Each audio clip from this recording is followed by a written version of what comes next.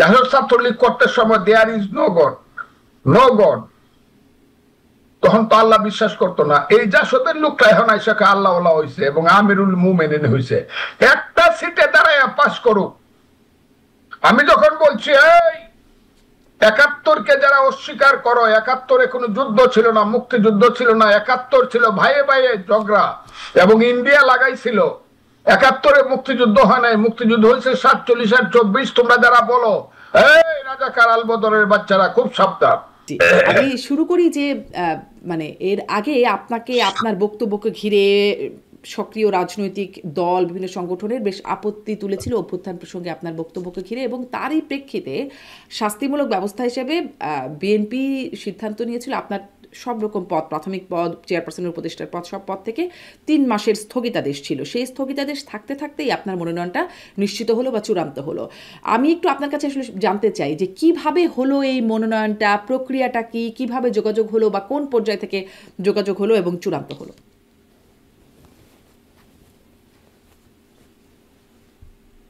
আপনাকে অসংখ্য ধন্যবাদ। এইবারের মনোনয়নে আমাদের দল বিএনপি দল হিসাবে ৩টা ইনকোয়ারি বা ইনভেস্টিগেশন করেছে সব এলাকাতে, ৩টা করে। তারপরে সরকারেরও ৪টা ইনভেস্টিগেশন। এই ৭টা মিলিয়ে ইটনামিটা নষ্ট গ্রামে আমি যতটুকু জেনেছি তারা দেখতে পেয়েছে সবগুলোতেই আমার ব্যাপারটা একটা নিশ্চিত ভাবে এসেছে। যেমন এমনও এসেছে যে ফজলুর রহমান বিএনপি নেতা হিসাবে 93% এককভাবে হোল্ড করেছে, তার একক জনপ্রিয়তা বিএনপি হিসাবে। এ হইল কথাটা। কাজেই এটা কোনোটাই 87-এর নিচে আসে নাই।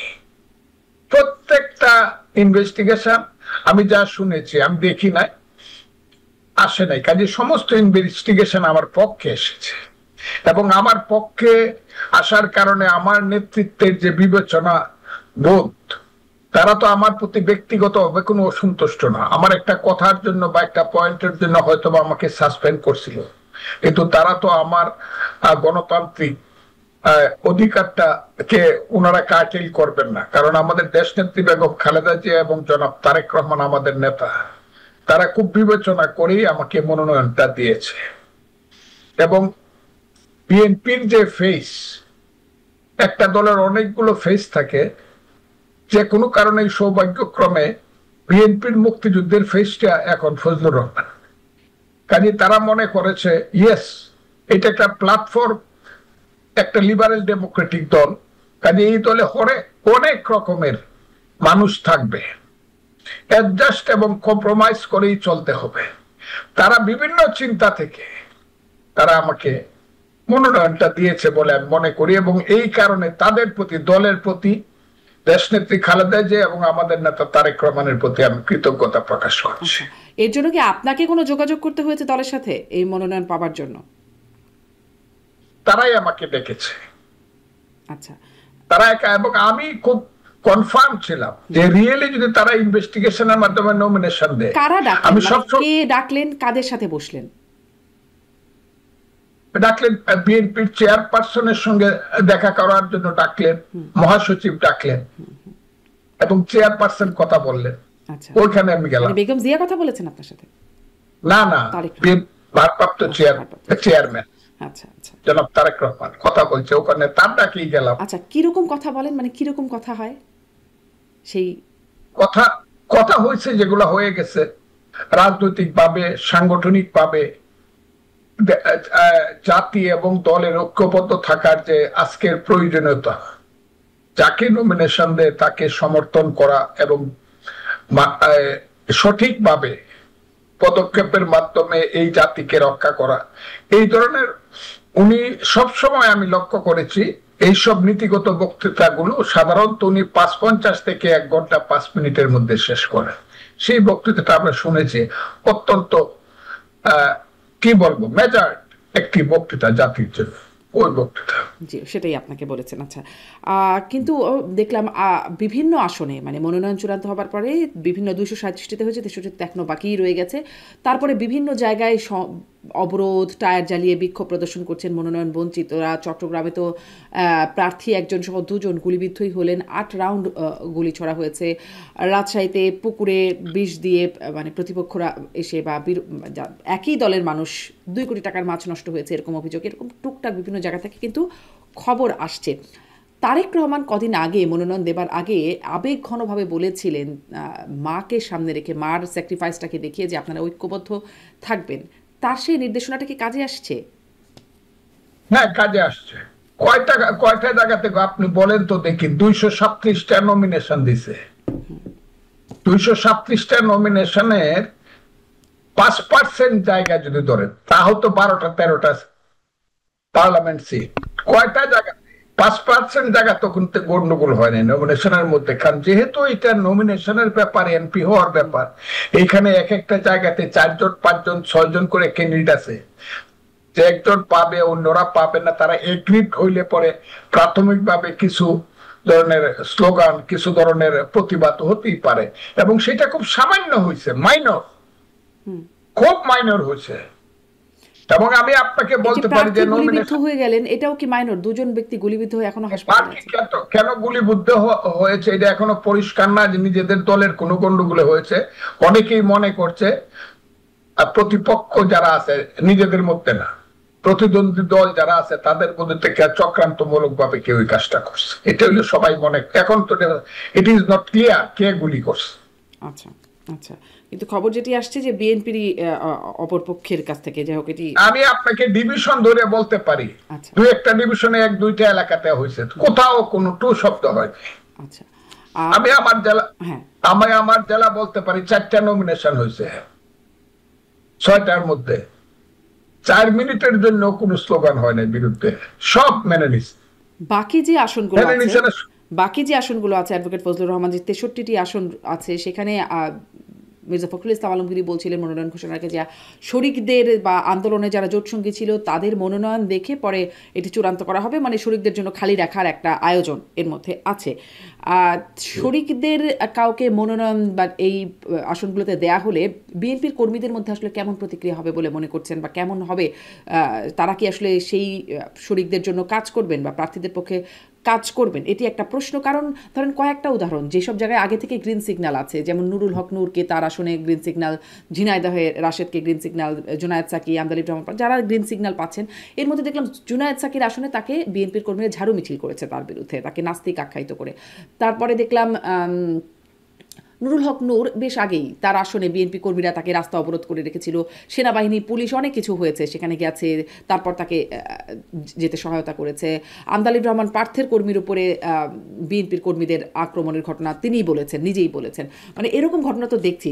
তাহলে যখন মনোনয়নটা দেয়া হবে বা যদি দেয়া হয়, তাহলে কর্মীরা কি তাদের পক্ষে কাজ করবেন? বাস্তবতাটা কি এরকম? আমি আপনাকে একটা কথা বলি, এটা তো কোনো স্ট্যাচু না, দলটা তো কোনো ভাস্কর্য না যেটা নড়াচড়া করবে না, শুধু দাঁড়ায় থাকবে সুন্দর হইয়া। প্রতিক্রিয়া তো হবেই, এবং অন্য দলের নেতাদেরকে নমিনেশন দিলে কিছু প্রতিক্রিয়া হবে না সেটা আমি মনে করি না। নির্বাচন কমিশন ব্যাপারটাকে আরো কঠিন করে তুলেছে।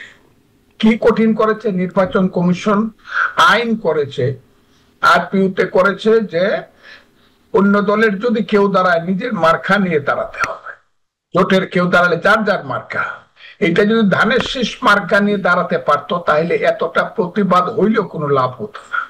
কিন্তু যার যার মার্কা নিয়ে দাঁড়ালে কিছু প্রতিবাদ তো হতে পারে, এটা তো আমি অস্বীকার করবো না। কারণ এটা তো আমরা তো কোনো ভাস্কর্য না, দলটা তো যে স্ট্যাচুর মতো দাঁড়ায় তা তো না। দলের কর্মীদের অ্যাকশন রিঅ্যাকশন হবে, এবং নেতৃত্বের যে ইনফ্লুয়েন্স আছে, সবচেয়ে বড় কথা আমাদের দলের যে মূল নেত্রী, যিনি দেশনেত্রী বেগম খালেদা জিয়া, নিজেই 3টা সিট থেকে দাঁড়িয়েছে। উনি আল্লাহর রহমতে এখন পর্যন্ত আমার মনে হয় 3টা সিট থেকে দাঁড়িয়েছেন, মানে উনি ইলেকশন করার মতো একটা পজিশনে আসছেন শারীরিকভাবে। উনি সুস্থ থাকলে, উনি শুধু একটা চেয়ারে বসে থাকলে এই সব গন্ডগোলে কিছুই পাবে না। মানুষ যদি দেখে দেশনেত্রী বেগম খালেদা জিয়া সুস্থ, তাহলে দলের মধ্যে এই সবে কোনো কিছু হবে না, সব মেনে নিবে। তার মানে এটা আমি মনে করি, মানে যাকে নমিনেশন দেয়া হবে তিনি দলের বাইরে শরিক দলের হলেও আসলে তাদেরকে মেনে নেবে, কর্মীরা তাদের পক্ষে কাজ করবে, তাই হবে। আচ্ছা, আপনি সেটি মনে করছেন। আপনি বলছিলেন দলীয় চেয়ারপারসন বেগম খালেদা জিয়া তিনি ৩টি আসনে না, নির্বাচন। তারেক রহমান সাহেবের সেই ইনফ্লুয়েন্স আছে দলের উপরে, সে তার সেই হাত আছে, সেই যোগ্যতা সম্পন্ন নেতৃত্ব ওনার আছে। আচ্ছা, কিন্তু তারপরেও তারেক, ঘটনা কিছু যেগুলো ঘটে যাচ্ছে, যে তা গোলাগুলি। তো ঘটতেই পারে, তা তো ঘটতেই পারে। ভাইয়ে ভাইয়ে যখন সম্পত্তি ভাগ হয়, পিতা না থাকলে পরে আপন ভাই, দেখা যায় গন্ডগোল হচ্ছে, কিন্তু তারপরে আবার ভাই ভাই আবার একসাথে হয়। সব জায়গায় তাই হবে। বড় দল এটা, এই দলের নমিনেশন পাইলেই পাশের সম্ভাবনা উজ্জ্বল।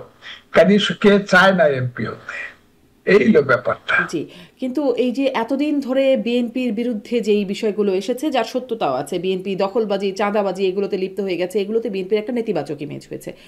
এখন এটি যখন আবার আসছে যে এই সংঘর্ষগুলোকে কেন্দ্র করে, এখন তো কেবল শুরু, সামনে হয়তো আরও হবে এই আশঙ্কা করা হচ্ছে, তাতে নির্বাচনে কি বিএনপি ক্ষতিগ্রস্ত হবে কিনা এই বিষয়গুলোর প্রভাবে? আমি আপনাকে বলছি যে যে কোনো মহামানব হইলে পরেও তার বিরুদ্ধেও কিছু লোক থাকে। আমাদের যে ইসলামের নবী, দিনের নবী হযরত মুহাম্মদ সাল্লাল্লাহু আলাইহি সাল্লামের বিরুদ্ধে তার জীবিতকালীন সময়েই অনেক লোক ছিল যাদেরকে উনি চিহ্নিত করছেন মুনাফেক হিসাবে। তারাও মুসলমানই ছিল, কিন্তু মুনাফেক মুসলমান। পৃথিবীতে কোন নেতৃত্বের বিরুদ্ধে কেউ থাকবে না, এটা যদি মনে করেন রাজনীতি তো হইলো মানে এইটা কন্ট্রাডিকশনের ব্যাপার। কন্ট্রাডিকশন না হলে রাজনীতি আগাবে কি? প্লাস মাইনাস না হইলে রাজনীতি আগাবে কি করে? দুইটা বিদ্যুতের তার যদি প্লাস এবং মাইনাস না হয়, তাহলে এখান থেকে তো আলো হবে না, চলবে না। কাজে এটা হইতে পারে কিছু ধরনের স্লোগান, পাল্টা স্লোগান হবে, তারপরে আপনারা সার্বিকভাবে ক্ষতিগ্রস্ত হবেন না বলে মনে করছেন? মানে আপনি একটা কথা বললেন না যে বিএনপি এখন প্রতীক পেলেই বা নমিনেশন পেলেই জয়ের সম্ভাবনা উজ্জ্বল। এই বিষয়টা ছিল যখন আমরা 24-এর নির্বাচন, আমিটামি যাকে বলা হয় নির্বাচন দেখলাম, তখন আওয়ামী লীগের নমিনেশন নৌকা পেলেই সে জিতবে, বা ধরুন তার আগে স্থানীয় নির্বাচন যখন হলো তখনও এরকম নৌকা প্রতীক পেলেই জিতবে বলে নৌকার ভিতরেই তখন একটা গন্ডগোল শুরু হয়ে গেলো এবং ব্যাপক সহিংসতার ঘটনা ঘটেছিল। মানে সেরকম কিছুর আশঙ্কা দেখেন কিনা?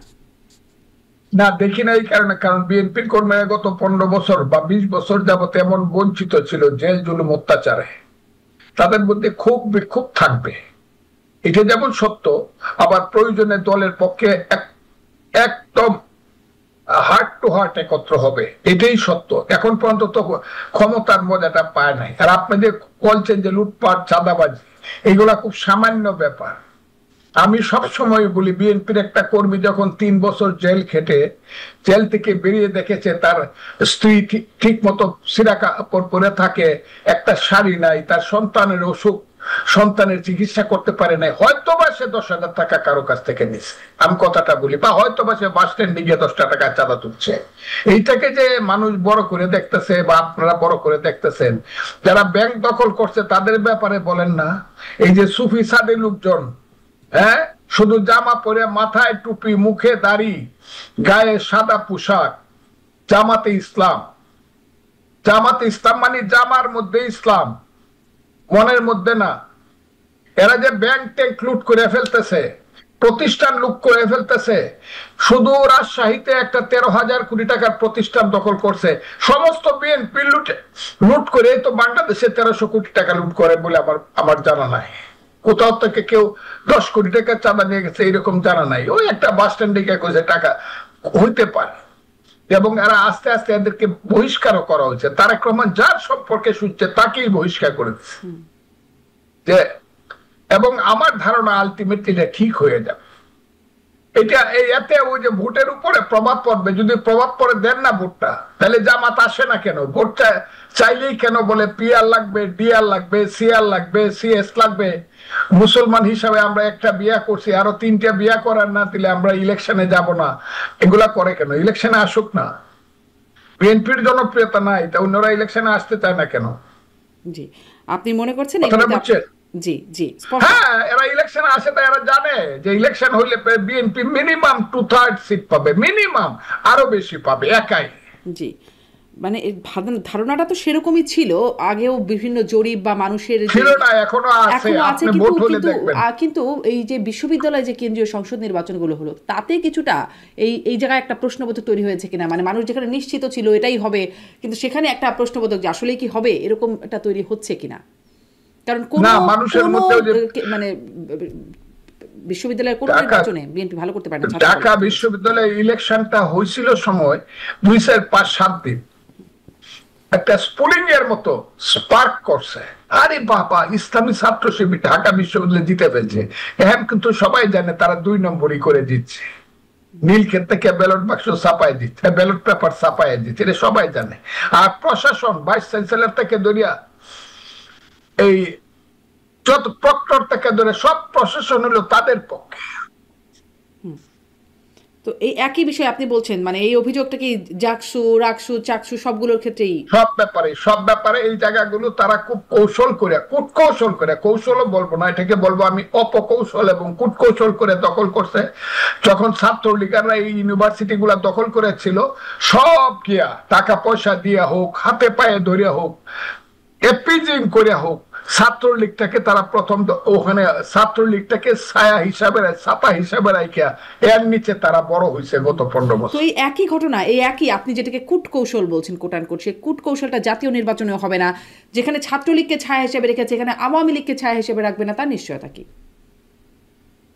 আওয়ামী লীগকে ছায়া হিসাবে রাখলেও যতই রাখুক আওয়ামী লীগকে, আওয়ামী লীগের ভোট, আমি আওয়ামী লীগ করছি 36 বছর, ছাত্রলীগ আওয়ামী লীগ মিলে। আমি আওয়ামী লীগের এমপি ছিলাম, সেন্ট্রাল এক্সিকিউটিভ মেম্বার ছিলাম, ছাত্রলীগের প্রেসিডেন্ট সেক্রেটারি ছিলাম কেন্দ্রের।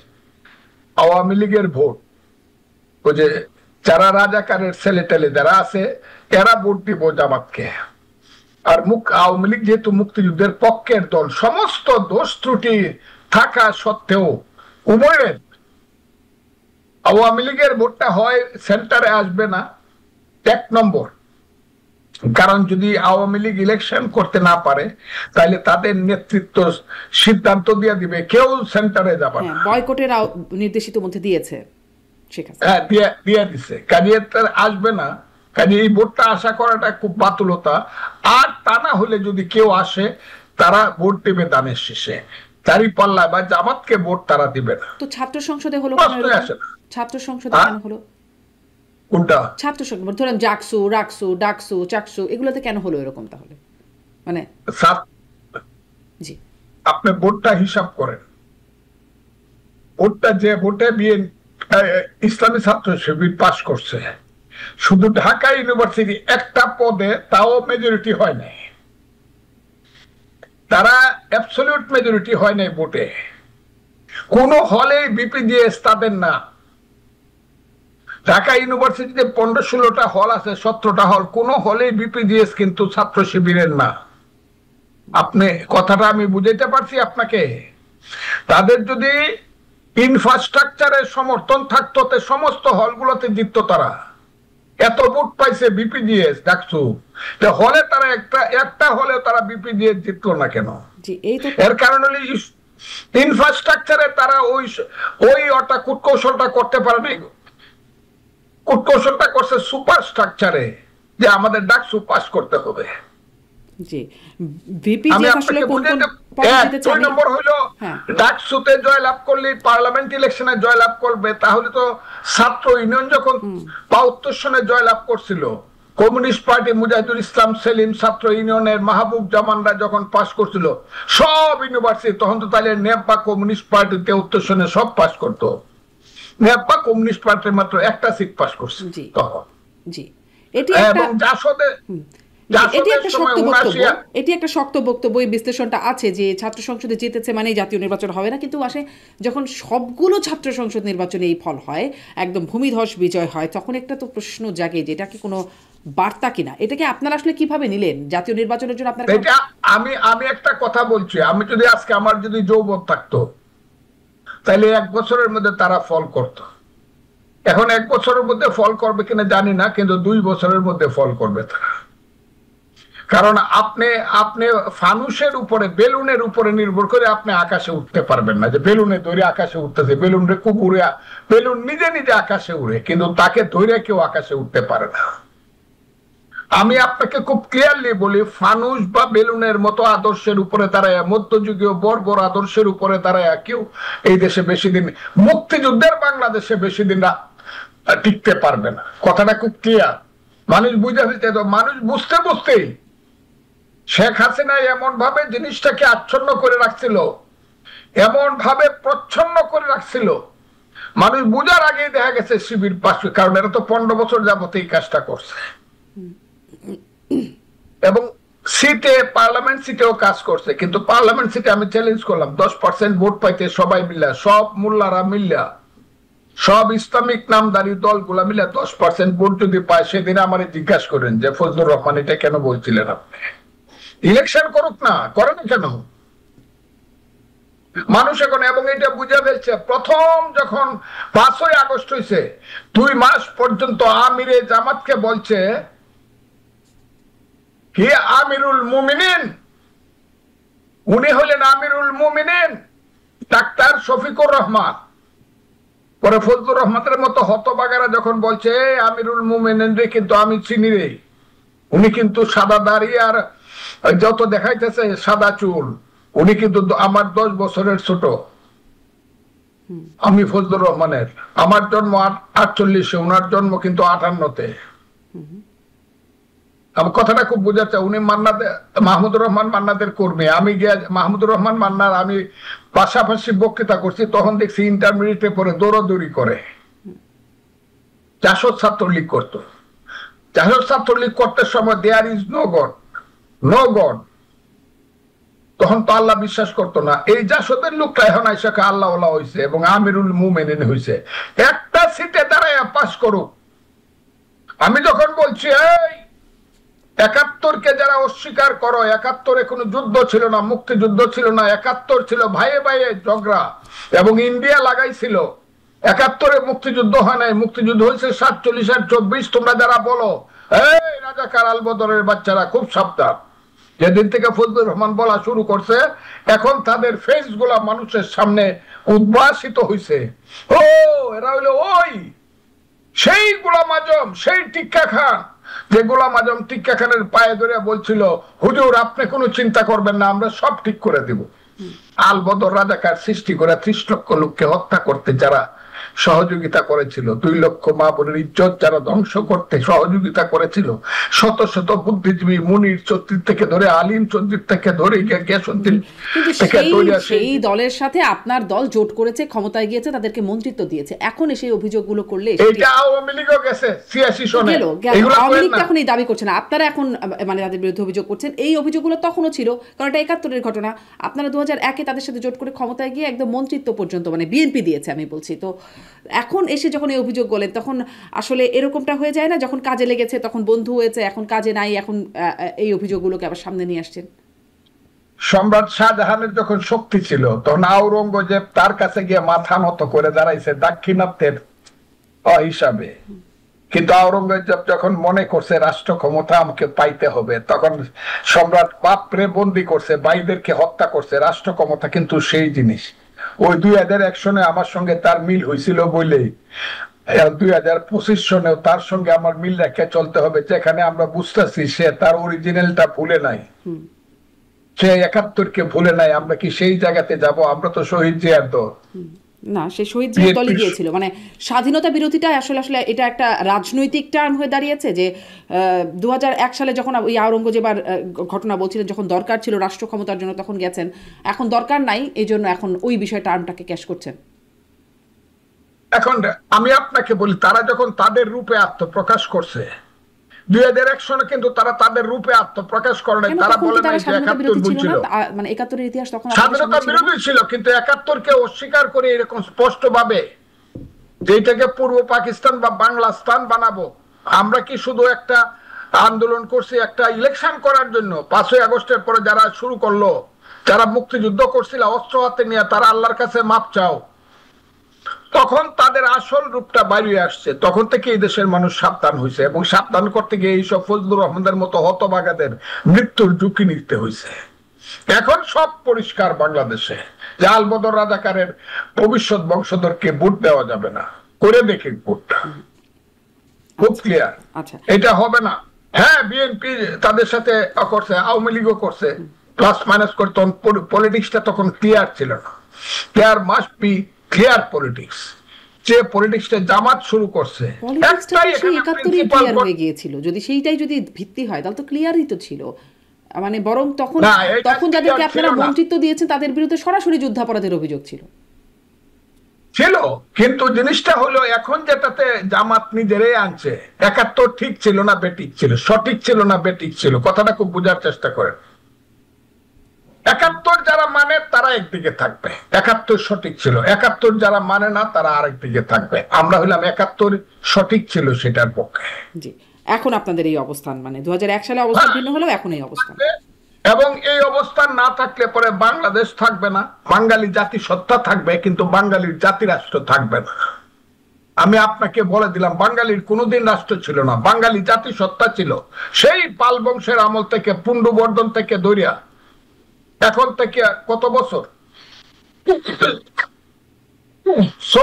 সপ্তম শতাব্দীর থেকে ধরিয়া আজকে ১৮০০ বছর যাবত বাঙালির কোন রাষ্ট্র ব্যবস্থা ছিল, রাষ্ট্র ছিল না। যেমন ইসরায়েল রাষ্ট্র হয়েছে, ইহুদিদের কোন রাষ্ট্র ছিল না, মহাযুদ্ধের পরে রাষ্ট্র হয়েছে। ঠিক বাঙালির কোন রাষ্ট্র ছিল না, বাঙালি জাতি ছিল। সেই যে জাতি রাষ্ট্রটা আমরা সৃষ্টি করছি, সেটা আমাদের ওই যে পূর্বপুরুষরা রক্ত দিছে। আর বড় কথা নাই বা বললাম, সেই উসমান খাঁ, বোখাইনগরের উসমান খাঁ, সে আমাদের ব্রিটিশের বিরুদ্ধে যুদ্ধ করা প্রথম ব্যক্তি, ফকির মজনু শাহ, সেই যুদ্ধ করা রংপুরের নুরুল দিন, যারা রক্ত দিয়ে পদ্মা মেঘনা যমুনার পানি লাল করেছে, সেই তিতুমির সূর্য সেন। এবং মডার্ন পলিটিক্সে আইসা দেখা গেল আমাদের সেই নেতারা, দেশবন্ধু চিত্তরঞ্জন দাস, শেরে বাংলা একে ফজলুল হক, হুসেন শহীদ সোহরাওয়ার্দী, নেতাজি সুভাষ বোস, মৌলানা আব্দুল হামিদ খান ভাসানী, বঙ্গবন্ধু শেখ মুজিবুর রহমান, এই যে বাঙালি জাতিসত্তাকে আস্তে আস্তে এর মধ্যে একটা ভুল হয়েছে। ৪৭ সনে বাঙালি জাতিসত্তাকে ২ ভাগ করে বাঙালি জাতিসত্তা ধ্বংস করার সাংঘাতিক বড় বাজে পদক্ষেপ নিয়েছিল গান্ধী এবং জিন্নাহ। কারণ তারা মনে করছিল বাঙালিরা যদি এক থাকে, বাংলা যদি এক থাকে, কলিকাতা যদি এক থাকে, তাইলে এরা শাসন করব ভারতবর্ষ। বহু চক্রান্ত করে বাংলাকে ভাগ করছে, বাংলা ভাষাকে ভাগ করছে, বাংলা সংস্কৃতিকে ভাগ করছে। ৪০ কোটি মানুষ আমরা বাঙালি জাতি, সারা পৃথিবীতে আমাদের অবস্থান হলো ৪ নম্বরে, সেই ৫ নম্বরে। সেই বাঙালি জাতি আমরা যুদ্ধ করছি, যুদ্ধ করে করে রক্ত ঢালছি ব্রিটিশ আমলে। আমাদের মায়েরা বোনেরা নীল সাহেবদের অত্যাচারে খেতে খেতে ছড়া বলেছে, ছেলে ঘুমালো, পাড়া জোড়ালো, বর্গি এলো দেশে। সেই ক্ষুদিরামের মতো ১৭ বছরের শিশুরা একবার বিদায় দে মা ঘুরে আসি বলে ফাঁসির মঞ্চে গেছে। সেই চট্টগ্রামের একজন স্কুল মাস্টার সূর্য সেনের মতো লোকেরা পাহাড়ে গিয়ে যুদ্ধ করছে। সুভাষের মতো একজন ব্যক্তি দেশ থেকে দেশান্তরিয়া বিশ্বকে কাঁপায়া দিয়া। অ্যাডভোকেট ফজলুর রহমান, আপনি খুবই দারুণ করে আসলে বলছেন, কথাগুলো অনেকক্ষণ ধরে শোনার মতো।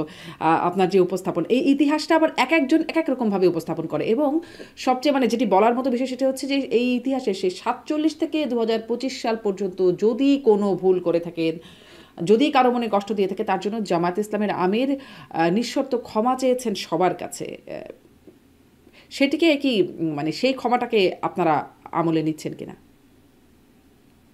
আমি একটা কথা বলি, পৃথিবীতে কোন রাজনৈতিক দল যদি সবচেয়ে বেশি মিথ্যা কথা বলে, ফজরের নামাজ পড়াতে কে মিথ্যা কথা বলা শুরু করে, আর রাত্রে ঘুমানোর পর্যন্ত যে মিথ্যা কথা, যে দল মিথ্যুক, আমি মিথ্যাবাদী যে দলটা বলবো, সেই দলটার নাম হলো জামাত ইসলাম। একদম তাদের নেতা মওদুদির থেকে ধরে 1941 সালে যখন তাদের প্রতিষ্ঠা হয়েছিল, যার বয়স এখন, যে দলের বয়স এখন 75 বছর, এরা মিথ্যাবাদী। এরা পাকিস্তান সমর্থন করে নাই, বাংলাদেশ সমর্থন করে নাই, আবার যখন ইতিহাস কইব আমরাই সমর্থন করছি, মৃত্যু। এবং একটা জেনারেশন, দুইটা তিনটা জেনারেশনকে এরা ধ্বংস করে দিচ্ছে মিথ্যা কথা বলে বলে। ওই পবিত্র ধর্মের নামে তাদেরকে স্বপ্ন দেখায় দেখায় শেষ করে দিচ্ছে বাংলাদেশটাকে। আমি এদের কথা, আমি তাদেরকে চ্যালেঞ্জ করছি, দুইটা চ্যালেঞ্জ করছি আমি জামাতের আমিরকে, বড় কথা বললেন না, আমার সাথে বসেন, আমি আপনার চেয়ে 10 বছরের বড়।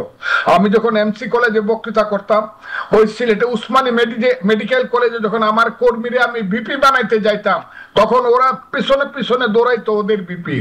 আমি যাকে চাইছি সে হয়েছে মেডিকেল কলেজে উসমানী কলেজের বিপি, আমি যাকে চাইছি সিলেটে সে হইছে মদন মোহন কলেজের অনেক বছর আগের কথা, এখন তো আসলে অনেক কিছু পরিবর্তন, এখন তরুণ নেতৃত্ব।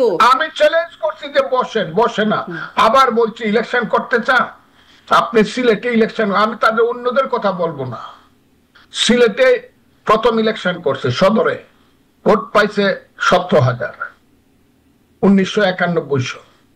1996 সনে ভোট করছে, ভোট পাইছে 18,000। 2001 সনে ভোট করছে দাঁড়িপাল্লা লইয়া, ভোট পাইছে তার এলাকাতে কোলাউড়াতে 11,000। 17 আর 18 কত হইল? 35 আর 11 46,000 ভোট। আমিও ফেল করছি, কিন্তু আমি হলে 1 লাখ ভোট পাইছি একবারে। উনি 3 বার ইলেকশন করে আমার ভোটের অর্ধেক ভোট তো হয়েছে না। আমার কথাটা খুব বোঝায়, ও তো মানে বড় কথা বলা ভালো না তো। আমি বলছি দাঁড়ান, কোন সিটে দাঁড়াবেন? যদি আমার দল আমাকে নমিনেশন দেয়, আপনারা যে বড় কার বিরুদ্ধে দাঁড়াইতে বলেন? জি, এটি আপনার বিশ্লেষণ। এই দেশের মানুষ, একটা কথা আপনাকে বলি, কোনদিন যদি জানে আল বদর রাজাকার আল শামসের বংশধর, তাদেরকে ভোট দিবেন। কিছু মানুষ ভোট দিতে পারে, এই দেশের মেজরিটি মানুষ মানে স্বাধীনতা বিরোধীকে ভোট দেবেন। আমি চ্যালেঞ্জ করলাম, দুইটা একটা মানুষ ফাঁকে ফাঁকে পাস করে আইসা পরে, সেটা ভিন্ন কথা। তাও বিএনপির মতো রাজনৈতিক দলের সহায়তা নিয়ে, আওয়ামী লীগের মতো রাজনৈতিক দলের সহায়তা। স্পষ্ট আপনার বিশ্লেষণ, আপনার বক্তব্য স্পষ্ট। একটু আসি যে আপনি বলছেন আপনি 36 বছর রাজনীতি করেছেন, আওয়ামী লীগের মনোনয়নে ছিলেন, আপনি এমপি হয়েছেন, কিন্তু মানে এটার কারণে মানে অনেকেই ভাবে আপনি এখনো আওয়ামী লীগেরই প্রতিনিধিত্ব করছেন, বিএনপিতে এসে আপনি আওয়ামী লীগের পারপাস সার্ভ করছেন। এই প্রসঙ্গে আপনি কি বলবেন? এটা নিয়ে অনেক প্রচারণা আছে, আপনি নিজেও সেটি শুনেছেন নিশ্চয়ই, আপনি এই বিষয়ে আপনার কি বক্তব্য? এটা যদি করতাম আমার দল তো আমাকে নমিনেশন দিত না। আপনি বুঝেন, আমার দলের নেতৃত্ব বুঝে না যে আমি আওয়ামী লীগের না, আমি মুক্তিযুদ্ধের পারপাস সার্ভ করতেছি, এবং এটা আমি সার্ভ করে যাবই। এতে আমি এমপি হই না হই, জীবন থাকুক বা না থাকুক, আমি মুক্তিযুদ্ধ ছাড়ব না। মুক্তিযুদ্ধ এই জাতির, 1000 বছরের বাঙালি জাতির সবচেয়ে বড় অর্জনের নাম হলো মুক্তিযুদ্ধ। আমি সেই মুক্তিযুদ্ধ ছাড়বো না। আমি যুদ্ধে গেছি, পাশের ছেলেটা লাফ মেরে গুলি খায় পড়ে গেছে, আমাকে বলে গেছে মামা মারে দেখো, সেই মা পাগল হয়ে মারা গেছে, আমি তাকে ভুলে যাব? সেই মুক্তিযুদ্ধকে ভুলে যাব? আমার এলাকা হলো হাওর অঞ্চল, হাওর অঞ্চলে একটা ছেলে হচ্ছে বীরুত্তম জগৎজ্যোতি দাস, ওই আজমেরিগঞ্জের জলসুকা নামক একটা জায়গাতে যুদ্ধ হয়েছিল পাক বাহিনীর দ্বারা। যখন তারা ঘেরাও হয়ে গেছে, তখন সে তার সমস্ত, সে ছিল কমান্ডার, 50-1 বলতো তোরা যা, আমি কাভারিং ফায়ার দিয়ে আটকায় রাখি পাকিস্তানি বাহিনীকে, তোরা পাইছে যা, আমার মৃত্যু হবে। শেষ গুলিটি পর্যন্ত করার পরে সে পাক বাহিনীর গুলিতে, হানাদার বাহিনীর গুলিতে আজমেরিগঞ্জে মারা গেল। তার লাশটা বট গাছে টাঙ্গায় লইল, পয়চা পয়চা পড়ছে। আমি সেই জগৎজ্যোতি দাসের মুক্তিযুদ্ধকে ভুলে যাব? আমি মহাপাপী হব না? আমি ওই যে 7 লক্ষ মানুষ মরছে, শুধু শরণার্থী ক্যাম্পে 7 লক্ষ মানুষ মরছে, শিশু নারী, আমি সব ভুলে যাব? আমার সব ভুলে দিতে হবে? কেন ভুলে যাবো আমি? আপনার মানে আমার মুক্তিযুদ্ধের চেয়ে যদি উন্নত কেউ দেখাইতে পারে তাকে, তাহলে আমি মুক্তিযুদ্ধের ব্যাপারে চিন্তা করব। এখন পর্যন্ত বাঙালি জাতি বনে মুক্তিযুদ্ধের মতো ইতিহাসের গৌরব আর কোনোদিন আসবে না। অ্যাডভোকেট ফজলুর রহমান, অনেক ধন্যবাদ। কিন্তু এই যে ধরেন মাদারীপুর 1 আসনে একটি প্রার্থিতা বাতিল হয়েছে, একজনের, মাদারীপুর 1 আসনের কামাল জামান মোল্লারের প্রার্থিতা স্থগিত হয়েছে, এবং দেখা যাচ্ছে তিনি তার বক্তব্যে জয় বাংলা বলে ফেলেছেন স্লোগান, এবং এটিও একটা আলোচনা এসেছে যে তিনি আসলে জয় বাংলার পারপাস সার্ভ করছেন, জয় বাংলা স্লোগান দেওয়ার কারণে তার মানে এই অবস্থা হলো। এবং কেন যে প্রার্থিতা বাতিল হয়েছে এটি কোনো স্পষ্ট ব্যাখ্যা আসলে দলের পক্ষ থেকে আসে নাই। এই যে জয় বাংলা স্লোগান দিয়ে একটা বিপাকে পড়া, আপনি দীর্ঘদিন 36 বছর ধরে আওয়ামী লীগের রাজনীতি করেছেন, বা মুক্তিযুদ্ধের সময় এই স্লোগান দিয়ে আপনারা মুক্তিযুদ্ধের সময় ছিল জয় বাংলা স্লোগান মুখে মুখে, এখন কখনো মুখ ফসকে বেরিয়ে গেলে এরকম কোনো কনসিকুয়েন্স ভোগ করতে হবে কি মনে করেন? বেরিয়ে যাওয়ার সম্ভাবনা আছে? আচ্ছা, আমি যদি বলি যে আওয়ামী লীগ যখন ক্ষমতায় ছিল 15-16 বছর, যখন ফারুক খানের মুখ থেকে, আমি এই নামটাই বললাম, কর্নেল ফারুক খানের মুখ থেকে আমি যখন জয় বাংলা স্লোগান শুনছি, যে ফারুক খান ক্যাপ্টেন থাকাকালীন সময় 71-এ পাকিস্তানের পক্ষে যুদ্ধ করছে আর্মি হইয়া, আমি চ্যালেঞ্জ করলাম, এটা চ্যালেঞ্জ। তাহলে ফারুক খান জয় বাংলা স্লোগান দিয়ে তো জয় বাংলা স্লোগানটাকে অপবিত্র করে ফেলছে। সালমান রহমানরা স্লোগান দিছে, ব্যাংক লুটেরারা যারা 36,000 কোটি টাকা লুট করছে, এসালমরা জয় বাংলা স্লোগান দিছে, কত রাজাকারের ছেলেরা জয় বাংলা স্লোগান দিছে। এটা তো আওয়ামী লীগের একটা মানুষ মনে করে জয় বাংলা স্লোগানটা মানে লুটপাটের একটা, ওই মানুষকে গুম করার জন্য স্লোগানটা দেওয়া হয়েছে। এটার ব্যাপারে মানুষের একটা অ্যালার্জি কাজ করে। আমি খুব ক্লিয়ারলি বললাম, জয় বাংলা স্লোগানটা এক সময় ছিল বাঙালি জাতির শ্রেষ্ঠ স্লোগান। 71-এ মুক্তিযোদ্ধা গুলি খায় মারা গেছে, জয় বাংলা কয়ে মারা গেছে, এটা যেমন সত্য, এই স্লোগানটাকে কিন্তু আওয়ামী লীগ ধ্বংস করছে। দেখা যাক কখন গিয়ে আবার এই স্লোগানটা মানুষ দেয়, সেটার জন্য আরো অনেক অপেক্ষা। এই কথাও বলা হচ্ছে যে মুক্তিযুদ্ধের চেতনা, যেটি নিয়ে আপনি আসলে গর্ববোধ করে এতক্ষণ একটা খুব আবেগী কথা বলেন, আপনি সবসময় বলেন, আমরা খুব মানে মুগ্ধ হয়েই শুনি সেই কথাগুলো, কিন্তু সেই চেতনা, মুক্তিযুদ্ধের চেতনা, সেটিকেও আওয়ামী লীগ এভাবে নষ্ট করেছে বলে আওয়ামী লীগের বিরুদ্ধে অভিযোগ করা হয় যে তারা যাবতীয় অপকর্ম আপনি যেগুলো বলছিলেন যে সেগুলো মুক্তিযুদ্ধের চেতনার কথা বলেই তারা। হ্যাঁ, মুক্তিযুদ্ধটা তো এখন আমি তাহলে কি আপনি মুক্তিযুদ্ধের চেতনাকে বর্জন করবেন? না, আমার কথাটা বুঝেন, আমি স্লোগানটা যেটা আর মুক্তিযুদ্ধ যেটা, দুইটা কিন্তু এক জিনিস না। স্লোগান হলো মুক্তিযুদ্ধের একটা পার্ট, যে স্লোগানটা সামনে আসছে। আর মুক্তিযুদ্ধের কথাটা যেটা যখন বলা হলো যে এই দেশে কোনো মুক্তিযুদ্ধ হয় না 71-এ, আপনি যার সাথে কথা বলতেছেন এই হতভাগা মানুষটা মৃত্যুর ঝুঁকি নিয়ে বলছে, এই আলবদর রাজাকারের বাচ্চারা, মুক্তিযুদ্ধ কিন্তু হয়েছে। মুক্তিযুদ্ধকে বাঁচায় না রাখলে বাংলাদেশ থাকবে না। কারণ মুক্তিযুদ্ধের আগে বাংলাদেশের নাম কি ছিল? পূর্ব পাকিস্তান। এটা পাকিস্তানের একটা অংশ ছিল। তাহলে যারা মুক্তিযুদ্ধ মানে না, তারা পূর্ব পাকিস্তানে যাবে। পূর্ব পাকিস্তান তো নাই, তাইলে পাকিস্তানে যাবে লাহোরে। যারা ডাকসুতে পাস করলে লাহোরে মিষ্টি খায়, এরা ওখানে যাবে। তো আমি বলতেছি মুক্তিযুদ্ধটা একটা বাঙালি জাতির শ্রেষ্ঠ অর্জন, একটা দুইটা স্লোগান না। এই ব্যাপারে মানুষের সেন্টিমেন্ট আছে, এই ব্যাপারে মানুষের সেন্টিমেন্ট আছে। এমনকি আমি আপনাকে বলি, আমি যখন 1999 সনে প্রথম দল করলাম এককভাবে, কাদের সিদ্দিকী প্রেসিডেন্ট, আমি জেনারেল সেক্রেটারি, কৃষক শ্রমিক জনতা লীগ, কাদের সিদ্দিকীর মতো মানুষ, ফজলুর রহমানের মানুষ 99 সন থেকেই জয় বাংলা স্লোগান ছাড়ে দিছে। তখন আওয়ামী লীগ ক্ষমতায়। কেন ছাড়ছে? আমরা দেখছি যাদের মুখে মুক্তিযুদ্ধের সবচেয়ে বড় স্লোগানটা, এরা হলো স্বাধীনতা বিরোধী। যা হোক, সেই প্রশ্নটা আপনি যদি আমাদের, আমি খুব বিব্রত হব, আপনিও বিব্রত হবেন, কিন্তু মুক্তিযুদ্ধ থাকবে, মুক্তিযুদ্ধের ইতিহাস থাকবে, এবং মুক্তিযুদ্ধের রক্তের আকরে লেখা 72-এর সংবিধান থাকবে। আমি কিন্তু বলছি, আলিরিয়া, মুক্তিযুদ্ধটাকে 72-এর সঙ্গে ঢিল মেরে ফেলাই দিবা, বাপের বেটা জব্বর আলী থাকিস বাংলাদেশ। আমি কইছি, এই পরশুদিন কইছি, কালের বাংলাদেশে থাকিস, পালাইস না। কিন্তু আলিরিয়াস কোথায়? এই যে বাংলাদেশের সংবিধান ফেলাই দিব, কোথায় আলিরিয়াস? কাজে আজকেরটাই সব শেষ না। আজকেরটা শেষ হইলে কারবালার ইতিহাস হইতো না, বিষাদ সিন্ধু লেখা হইতো না, ইয়াজিদ হুসেন হইতো না। আজকের জিনিসটা শেষ হইলে 1757 সনের 23 জুনের মির্জাফর আর সিরাজের ইতিহাস হইতো না। কাজে আজকেরটা শেষ না। আজকেরটা শেষ হইলে পরে 71 সনে মুক্তিযোদ্ধার আলবদর রাজাকারের ইতিহাস হইতো না। আজকে যারা যা করতেছে এটা কিন্তু 50 বছর পরে গিয়ে হবে, এই তোরা যে করছিলে 72-এর সঙ্গে ঢিল মেরে ফেলাই, তোরা দেখতেছি না? তোরা দেখতেছি না? 10 টাকা আসিল না, ভাত খাইতে পারতে না সূর্য সেন হলে 5ই আগস্ট করে 10,000 কোটি টাকার মালিক হয়েছিল, তোদেরকে দেখতেছি না? রিক্সা দিয়ে 20 টাকা ভাড়া দিয়ে যাইতে পারতে না, 4 কোটি টাকা গাড়ি ছেড়ে বাড়িতে যাস, তোদেরকে দেখতেছি না? তোরা কত দেশপ্রেমিক। এগুলা কিন্তু আসবে, আসবে না কেন? জি, আসবে বলেই হয়তো ওই সেফ এক্সিটের কথাটাও আলোচনায় আসছে যে সেফ এক্সিট কেউ পাবে আর কে পাবে না। যাই হোক, সেই প্রসঙ্গ থেকে না এসে আমি এই প্রসঙ্গ একটু বদলাই। তবে এই জন্যই প্রশ্নটা করছিলাম যে জয় বাংলা স্লোগান যাদের মুখে এসেছে সেখান থেকে একটা অ্যালার্জি তৈরি হয়েছে, তাদের মুখে ঠিক তাদের মুখেই ঠিক মুক্তিযুদ্ধের চেতনার কথা এসেছে। এই জন্যই বলছিলাম যে সেই চেতনাতেও কি একটা অ্যালার্জি তৈরি হয়ে গেল কিনা। যাই হোক, আপনি মোটামুটি স্পষ্ট করছিলেন আপনার অবস্থানটা। আমি একটু এটি আসতে চাই, কিশোরগঞ্জ থেকে যেহেতু আপনি নির্বাচন করবেন, এর আগেও আপনি কিশোরগঞ্জ থেকে নির্বাচন করেছেন, তখন সাবেক রাষ্ট্রপতি আব্দুল হামিদ সেই আসন থেকে নির্বাচন করেছেন। ওনার সঙ্গে আমার 3 বার ইলেকশন হয়েছে, আমি 2 বার পাস করছি, আবার ভোটটা একবার উনি পাস করছে। আচ্ছা, আমি 2 বার পাস করছি। একবার পাস করছি গামছা মার্কা নিয়ে। আরে সারা বাংলাদেশে নির্বাচনে 1996 সনের ভোটটা গণায়া হামিদ সাহেব যদি আমার চেয়ে 5000 ভোট কম না থাকে, জীবনে কোনোদিন পলিটিক্স করবো না। আমার ভোটটা অষ্টগ্রামের হাওরে পানির মাঝে ফালায় দিয়া উনি 23 ঘন্টা পরে ইলেকশন এসে আমাকে আগে ঘোষণা করছে টেলিভিশনে যে আমি 5200 ভোট বেশি পাইয়া পাস করছে। এগুলা কয়ে লাভ নেই, এগুলো বহুত আগের কথা। এবং 2008 সনে যখন ইলেকশন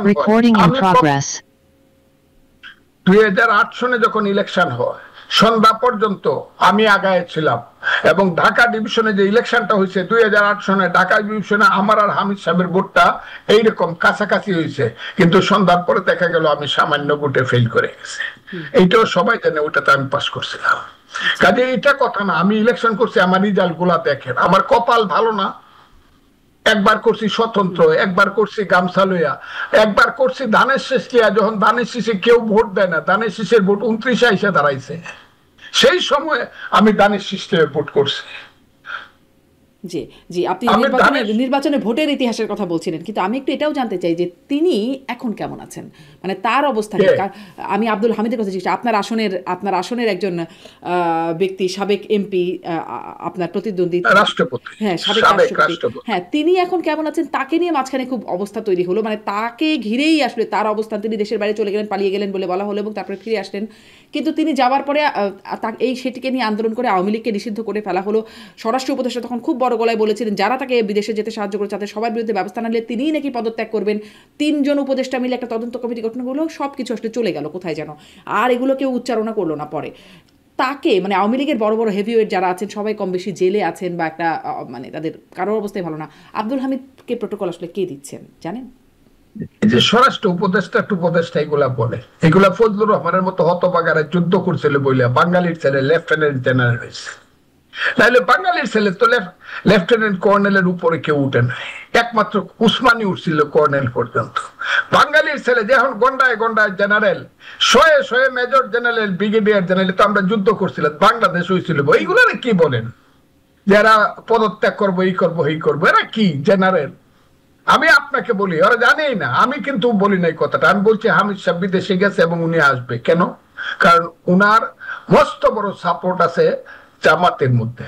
জামাত উনাকে শেল্টার দিচ্ছে, কারণ উনার শ্বশুর বাড়ির শাশুড়িরা থেকে দরিয়া তার শালারা সব জামাত করে, এবং তার আপন শালা যে মেজর কর্নেল জেহাদ খান, সে এবার করিমগঞ্জ তারাইলের ক্যান্ডিডেট, তার আপন শালা। কিন্তু আপনি কি আমার কথাটা বুঝতে পারছেন?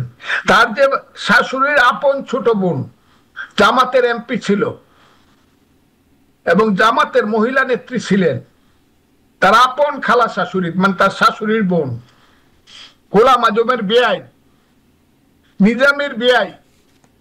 কাজী গোলাম আজমের ছেলে হামিদ সাহেবকে বিদেশে পাঠানোর জন্য তদবির করছে। আর গোলাম আজমের ছেলে যেখানে তদবির করে, জামাত যেখানে তো শেল্টার দেয়, সেইখানে আর কারো কিছু করার থাকে না। ইউনূস সাহেব আছে সুপার স্ট্রাকচারে, ইউনূস সাহেবকে টিকায় রাখছে এখন পর্যন্ত জামাত। কাজী জামাতের পক্ষপুটে বা জামাতের অনুগ্রহে উনি বেঁচে আছেন, উনি আছেন, উনি ধরাও পড়তেছেন না কিছু না, অনুগ্রহে বেঁচে আছেন এবং উনি থাকবেন। আমি চাই না গোলাম আজমের ছেলে নিজে বলছে যে হামিদ সাহেবের শালা আমার কাছে আসলো জেহাদ, আয়সা আমাকে বললো যে আমাদের দুলাভাই তো মারা যাবে। আমি দল হিসাবে তো তাকে সমর্থন করি না, কিন্তু মানবতা হিসাবে, আত্মীয় হিসাবে তারা তো আমার আত্মীয় লাগে। আপনি ওর গোলাম আজম সাহেবের ছেলের সাক্ষাৎকারটা পড়েন না। গোলাম আজম সাহেবের ছেলে যাকে যা চায় বাংলাদেশে তাই হবে, কারণ জামাত যা চায় এটা হলো, জামাত এখন কলমে দেশে ক্ষমতায় আছে। এগুলা কইলে নিজের উপরে থুতু দিতে ইচ্ছা করে। আচ্ছা, তার মানে তারা বুঝছেন। আব্দুল আমার হামিদকে সব সময় আমি রাত্রে ঘুমাবার সময় মনে করি কি করলাম ভাই, গাজীর গীত গায়া 5 কামাই করলাম 1.5 টাকা খায়া। আমি সব সময় নিজের মনে মনে বলি, আমি যদি একটা খালি বিরোধিতা করতাম, এটা বড় কথা হয়ে যায়, আল্লাহ আল্লাহ হবে। একদিন খালি বিরোধিতা করতাম, তারপরের দিন 10,000 মানুষ বিরোধিতা করতো যে জামাত যে আন্দোলনের পিছনে আছে ভ্যানগার্ড বলে। আমি তো জানতামই না যে জামাত এই আন্দোলনের পিছনে আছে, এই ধরনের চক্রান্ত করবে এটা জানলে যাইতাম নাকি? এটাতে যাইতাম না তো। বিএনপি তো আন্দোলন করছে গণতন্ত্রের জন্য, এক দফায় এক দাবি, শেখ হাসিনা কবে যাবি? শেখ হাসিনা 14 সনে ইলেকশনে বিএনপি কে দেয়নি, 18 সনে দিনের ভোট ট্রাইতে করে ফেলছে, 24 সনে আমির ভোট করছে। তা আমরা কি বসে থাকবো? আমরা চাইছি শেখ হাসিনা যাক, একটা গণতান্ত্রিক ভোটের মাধ্যমে মেজরিটি পার্টির কাছে ক্ষমতা আসুক। আমরা তো করছি এই আন্দোলন তারেক রহমানের নেতৃত্বে, বিএনপির নেতৃত্বে। এইটার পিছনে যে জামাত এবং ওই ছেলে পেলেরা যে বলবে 47 আর 24 হলো মুক্তিযুদ্ধ আর 71 হইল গন্ডগোল, এটা তো বুঝতাম না। আমি তো নিজের জীবনে এত বড় অবুঝ না, কিন্তু আমি বুঝতে পারি না। যদি বুঝতেন, বুঝলে যদি না যাইতেন আপনারা, তাহলে কি এই গণঅভ্যুত্থানটা এভাবে হতো? মানে এই প্রশ্নে আসে না। বিএনপি না গেলে ওই যে 136 জন লোক একদিনে মারা গেছে যাত্রাবাড়িতে, এর মধ্যে মিনিমাম 130 জন লোক হইলো বিএনপি। তাহলে কি শেখ হাসিনার পতন হতো? না, হইতো না। বিএনপি না গেলে কি করে পতন হইতো? মানুষ করতে কে আসতো? জি, তাহলে কি সেই কনসিকুয়েন্সটাও আপনাদের জন্য ভালো ছিল? মানে আপনি বলছেন যে আপনি যদি জানতেন যেতেন না, মানে শেখ হাসিনা থাকলেও আপনি আসলে মানে জামাত আন্দোলনে গেছে বলে? না, আমি শেখ হাসিনার বিরুদ্ধে গণতান্ত্রিক আন্দোলন করতাম সেইভাবে। আমি মানুষকে বলে দিতাম যারা বাংলাদেশ মানবে না বা মানতে চায় না তাদের সাথে নাই, আমরা গণতান্ত্রিক আন্দোলন করতেছি হাসিনাকে সরাইবে, এবং তাকে সরাইতাম। আজ না পারি কাল, কাল না পারি পরশু। হাসিনার তো সবকিছু হয়ে গেছিল, আপলোডেড হয়ে গেছিল, সব উপরায় ফেলছিল তো মানুষ, তার নিচে কিছু ছিল না তো। ছাত্রলীগ দখল করে ফেলছিল, এটা ছিল ছাত্র শিবির, ছিল শিবির লীগ হয়ে গেছিল, ছাত্রলীগটা হয়ে গেছিল শিবির লীগ, যেটা মূল শক্তি। কি ছিল শেখ হাসিনা? তার দলের বেশিরভাগ লোকজন ছিল হাইব্রিড, যারা জীবনে কোনো আওয়ামী লীগের আ বলে নাই, জয় বাংলার জ বলে নাই, শেখ মুজিবের ম বলে নাই। তারা হয়ে গেছিল সেই পার্টির মালিক।